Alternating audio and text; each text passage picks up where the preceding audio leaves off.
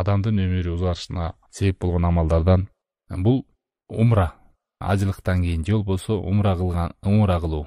Ошо бир умрадан экинчи умра мүмкүнчүлүгүнө жараша.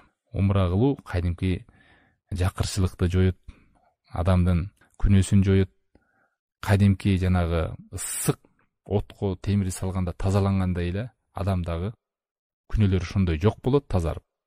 Жана Дарыкутниде келген Умар ибн Хаттаб кошуп өмүрдү узартат деп келет. Ва иннахума, ажылык жана умра ютилани фил умр, адамдын өмүрүн узартат деп келет. Суфьян ибн Уяйнадан кээ бир алымдарда сөз бар бул боюнча, бирок Суфьян ибн Уяйн келтирген китебинде.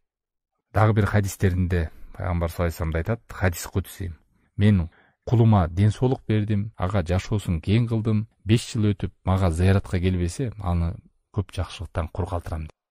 Бул колунда бар адамдарга тиешелүү. Колунда бар болуп, күнгө чейин умрага барбаса, ажылык кылбаса, мына ушундай нерсе күтүүдө. Алла сактасын. Мүмкүнчүлүгү болуп, Аллах тааланын үйүн зыярат кылбай, өзүнүн өмүрүн узартуучу адамга аракет кылбай, канча тааныштарды көрдүк. Болбосо, ал умрага барып келген акчаны 2-3 конокту сыйлап эле коротуп кое турган нерсе. Барам деп айрымдар өтүп кетти. Мына практика жүзүндө көрөбүз ушул амалдарды, көрүп келебиз.